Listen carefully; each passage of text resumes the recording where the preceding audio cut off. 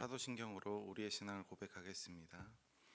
전능하사 천지를 만드신 하나님 아버지를 내가 믿사오며 그 외아들 우리 주 예수 그리스도를 믿사오니 이는 성령으로 잉태하사 동정녀 마리아에게 나시고 본디오 빌라도에게 고난을 받으사 십자가에 못 박혀 죽으시고 장사한 지 사흘 만에 죽은 자 가운데서 다시 살아나시며 하늘에 오르사 전능하신 하나님께 앉아 계시다가 저로서 산자와 죽은 자를 심판하러 오시리라.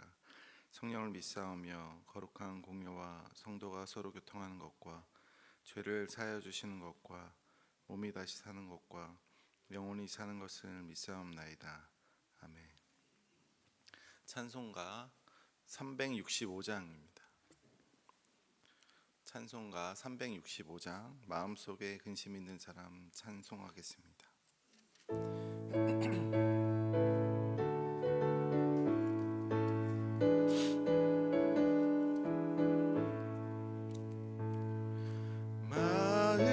마음속에 근심 있는 사람 주 예수 앞에 달뢰어라. 슬픈 마음 있을 때라도 주 예수께 아뢰라. 주 예수 앞에 달뢰어라. 주 우리의 친구니 무엇이나 근심하지 말고 주 예수께 아뢰라. 눈물 나며 깊은 한숨 쉴 때 주 예수 앞에 달뢰어라. 은밀한 죄 내게 있더라도 주 예수께 아뢰라. 주 예수 앞에 달뢰어라. 주 우리의 친구니 무엇이나 근심하지 말고 주 예수께 아뢰라. 괴로움과 두려움 있을 때 주 예수 앞에 달뢰어라. 내일 일을 염려하지 말고 주 예수께 아뢰라. 주 예수 앞에 달뢰어라. 주 우리의 친구니 무엇이나 근심하지 말고 주 예수께 아뢰라. 죽음 앞에 겁을 내는 자여 주 예수 앞에 달뢰어라. 하늘나라 바라보는 자여 주 예수께 아뢰라. 주 예수 앞에 달뢰어라. 주 우리의 친구니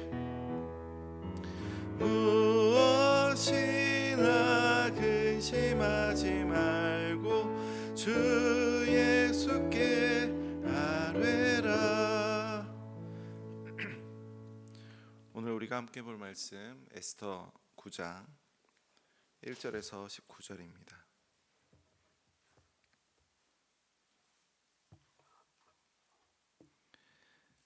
에스더 9장 1절에서 19절 말씀 봉독하겠습니다. 아달월 곧 12째 달 13일은 왕의 어명을 시행하게 된 날이라. 유다인의 대적들이 그들을 제거하기를 바랐더니 유다인이 도리어 자기들을 미워하는 자들을 제거하게 된 그날에 유다인들이 아하수에로 왕의 각 지방 각 읍에 모여 자기들을 해하고자 한 자를 죽이려 하니 모든 민족이 그들을 두려워하여 능히 막을 자가 없고 각 지방 모든 지방관과 대신들과 총독들과 왕의 사물을 보는 자들이 모르드게를 두려워하므로 다 유다인을 도우니 모르드게가 왕궁에서 존귀하여 점점 창대하매 이 사람 모르드게의 명성이 각 지방에 퍼지더라.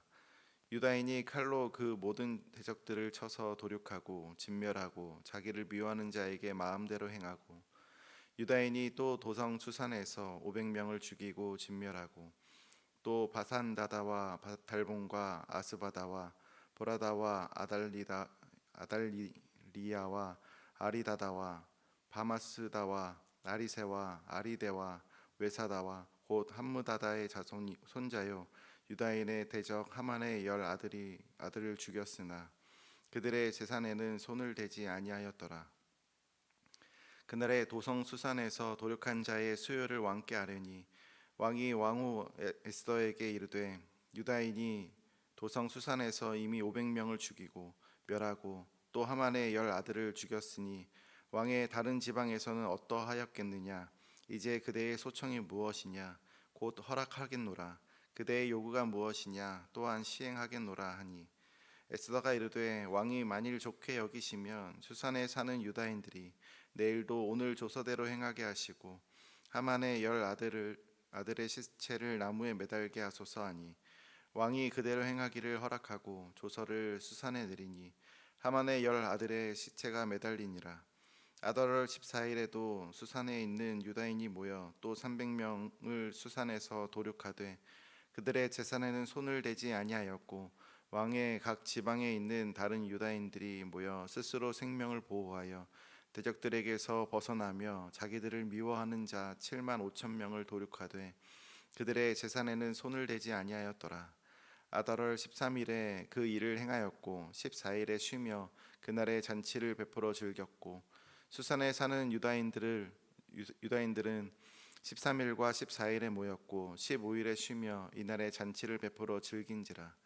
그러므로 시골의 유다인 곧 성이 없는 고을고을에 사는 자들이 아달월 14일을 명절로 삼아 잔치를 베풀고 즐기며 서로 예물을 주더라. 아멘. 우리의 삶에 예상과 전혀 다른 방향으로 흘러가는 일들이 종종 있습니다. 계획대로만 된다면 좋겠지만 그렇지 않을 때가 더 많죠. 학업에서, 취업에서, 결혼에서, 사업에서 혹은 인간관계에서 우리는 종종 이건 끝났다, 이젠 돌이킬 수 없다라고 하는 순간을 맞이하고는 합니다. 어떤 때는 절망 속에서 길이 열리기도 하고 반대로 희망하던 일이 뜻밖의 고통으로 변하기도 합니다.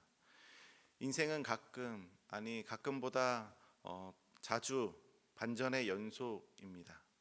반전이라는 단어에는 기대와 두려움이 함께 담깁니다. 그리고 우리는 그 반전의 순간에 하나님을 찾습니다. 그러나 정작 반전이 필요한 그 자리에서 하나님이 침묵하시는 것처럼 보일 때가 있습니다. 모든 상황은 이미 기울었고 악인은 권세를 잡았고 하나님은 보이지 않으시는 것 같습니다. 그럴 때 우리는 질문하게 됩니다. 이것이 끝일까? 정말로 이대로 끝나는 것일까? 오늘 본문 에스더 9장은 그러한 날들을 보여줍니다.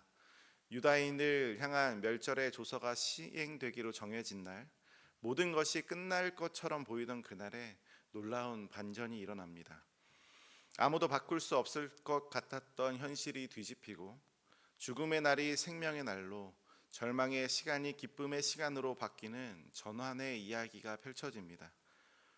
오늘 우리는 이 반전의 날을 통해 하나님이 어떻게 침묵 속에서도 일하시며 인생의 가장 깊은 자리에서 하나님의 뜻을 이루시는지를 함께 살펴보려고 합니다. 9장 1절에 보면 바로 그날이 왔습니다. 아달월 13일 달력에 동그라미를 쳐놓았고 그 날을 기다리면서 유다인이라면 누구나 잊고 싶었던 바로 그 날이 다가왔습니다. 하만이 제비를 뽑아 정한 그날, 수많은 사람의 목숨이 끝날 것을 예상되는 그런 날입니다. 왕의 조서는 바뀌지 않았고 모든 성 안에는 이미 흉흉한 기운이 돌고 있었습니다.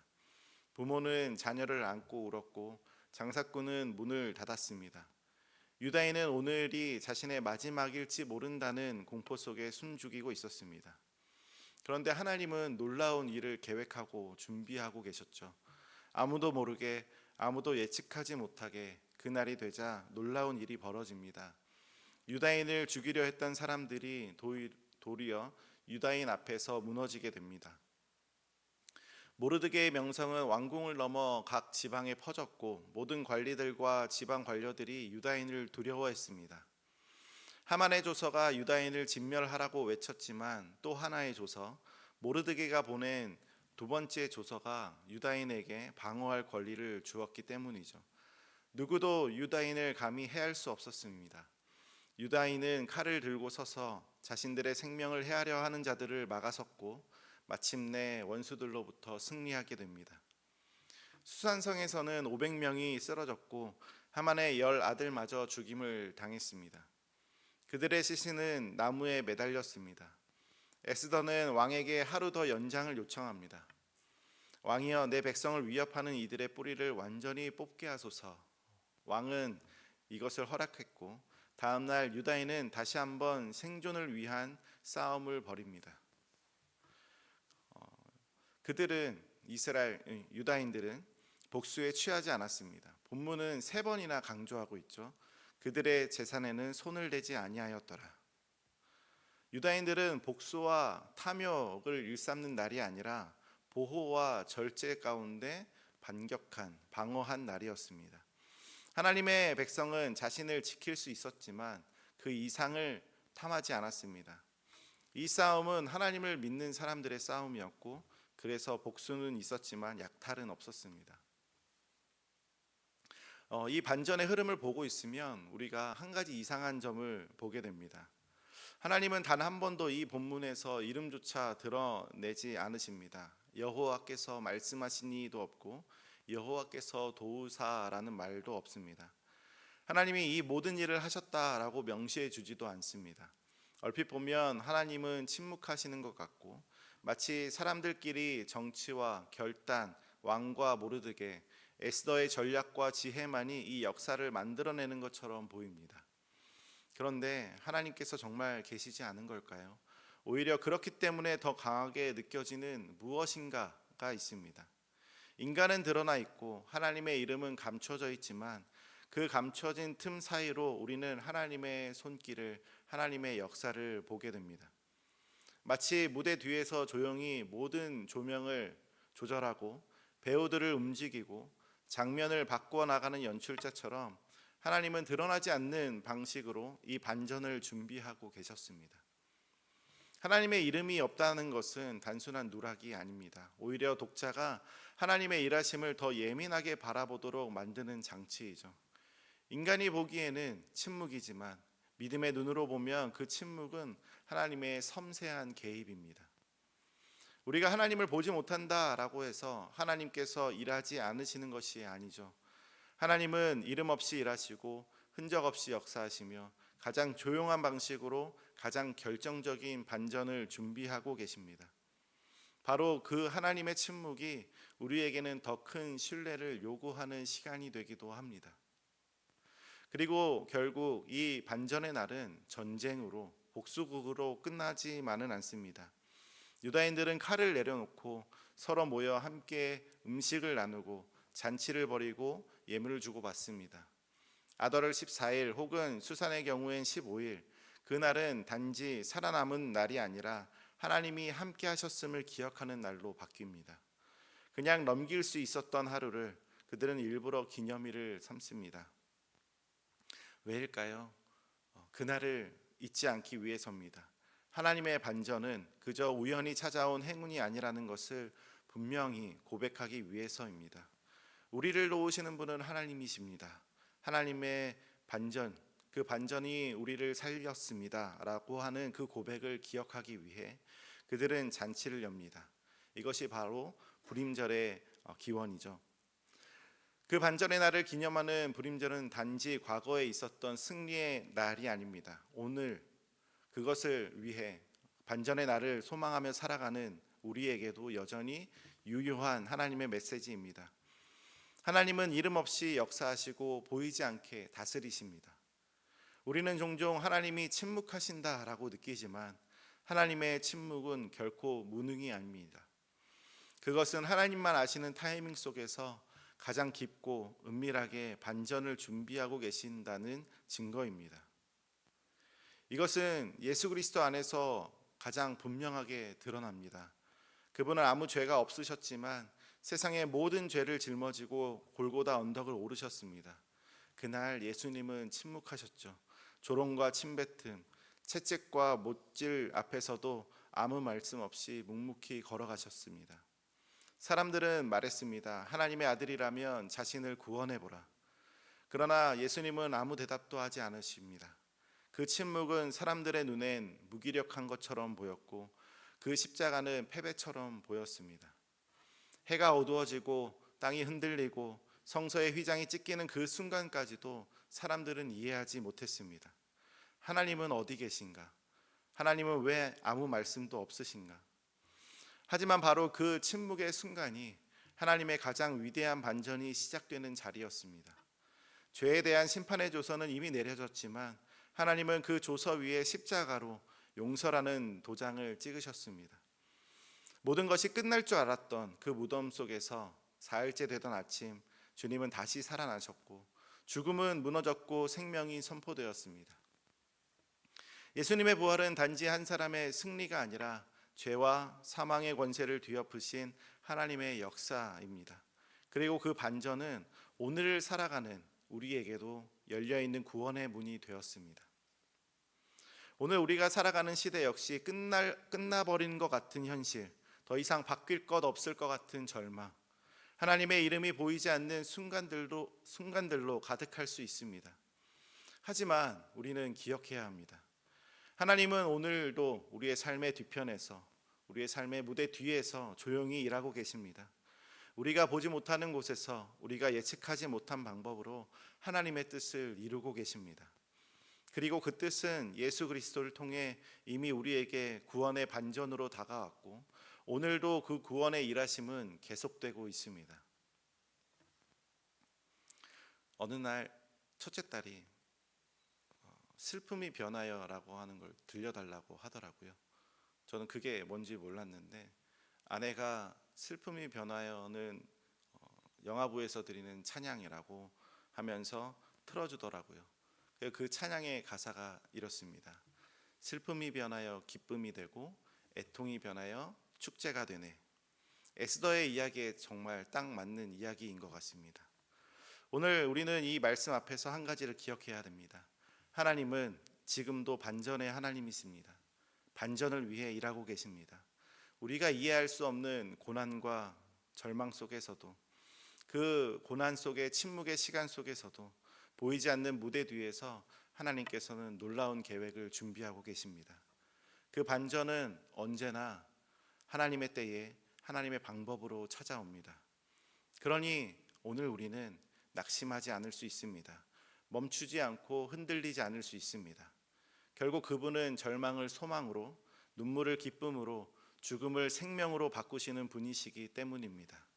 오늘도 하나님은 그 반전을 위해 일하고 계십니다. 이 반전에 하나님을 신뢰하며 살아가는 우리 모두가 되기를 간절히 소망합니다.